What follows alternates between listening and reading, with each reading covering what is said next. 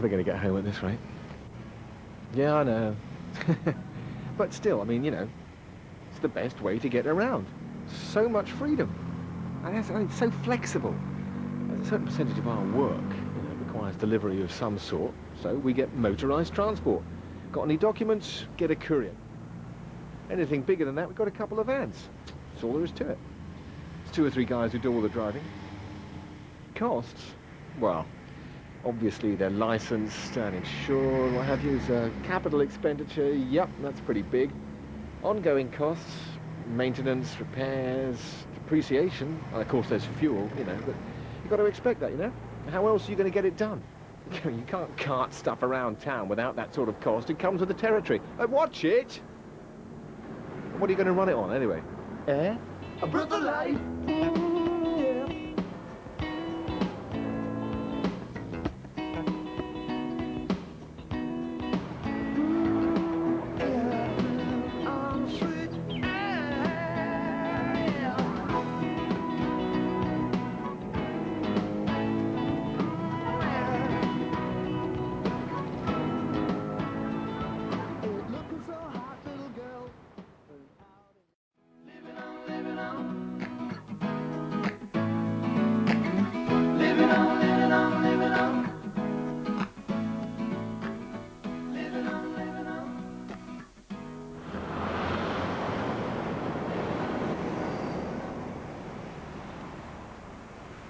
After working in the city centre doing deliveries and courier jobs for a long time, you start to see how many actual trips or journeys are done by vehicles which are far too large for the job that they're actually doing.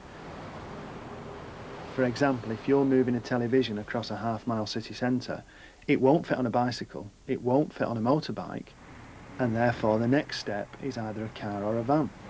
If you send a big van to take a box the size of a television, it really is a waste. Looking so hot, little girl, burned out in your teens, getting hell and back in top gear down on your... The original idea was brought about after reading what they can do every day with human power in the third world. They shift so much purely by human power, you know, wheelbarrows, carts, push bikes. We can learn a lot from that, you know, they don't cost anything to run, they're very easy to maintain, and they don't use any fuel. The concept is right of moving things by human power. We just had to adapt it and bring modern technology and a modern image to it to make it a bit more up to date.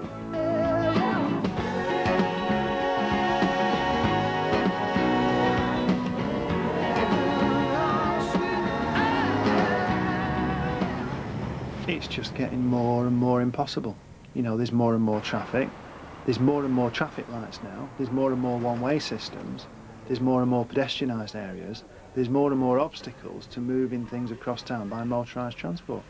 The Brox works very well in traffic, but the great beauty about it is that it also works very well at avoiding the heavy traffic. The fact that you can use cycle paths, the fact that you can use bus lanes, the fact that you can pull it across paved areas, the fact that you can pull it through one-way systems means that you don't have to sit in the traffic, you can escape it. It'll work in the traffic, but it works best at avoiding the traffic.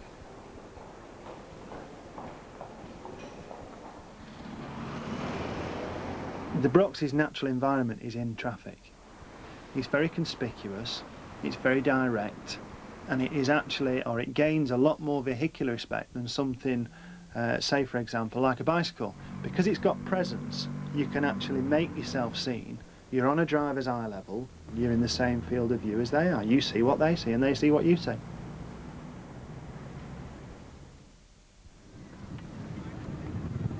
It's actually physically easy. If you use the low gears, it's physically easier than walking.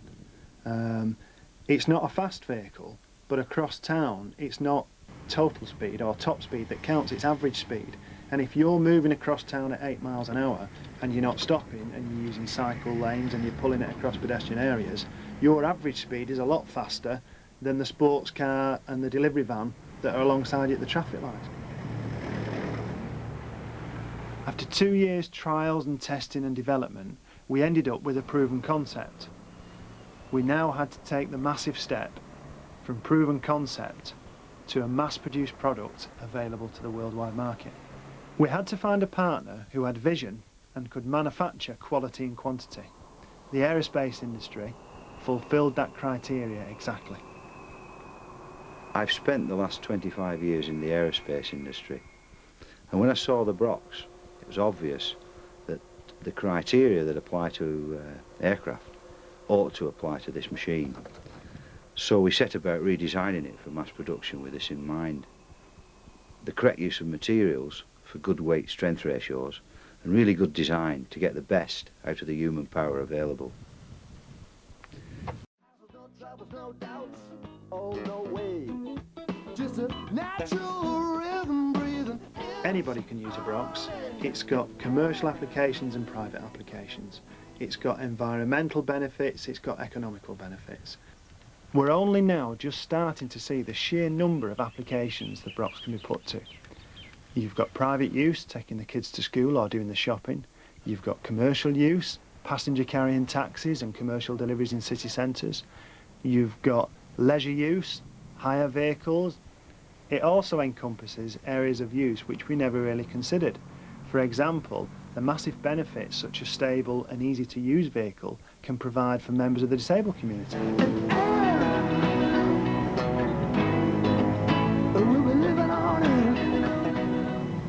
The Brox is the vehicle for our small planet. We really need to introduce practical forms of transport which don't damage our environment. The Brox is pollution free.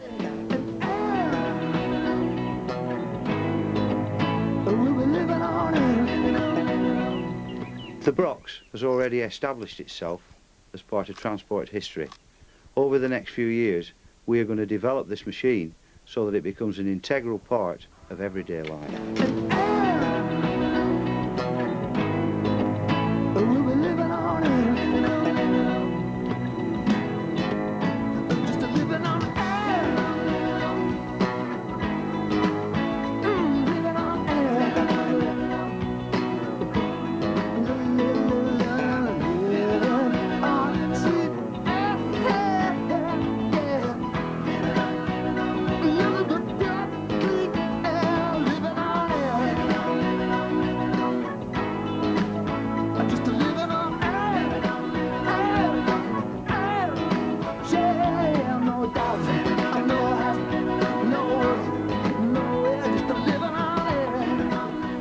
As far as we're concerned as a business, what matters is getting our stuff to our clients when they want it, as cheaply as we can do it. End of story. Well, I mean, till now, there hasn't been a viable alternative to the internal combustion engine. And we're always open to new ideas. You know, I mean, we're a progressive company, modern company. We've got to be aware of these things, you know. We can't afford to be stuck in our way of thinking. The only thing we're stuck in at the moment is a traffic jam. Come on, put your foot down, we can just... No, it's gone red.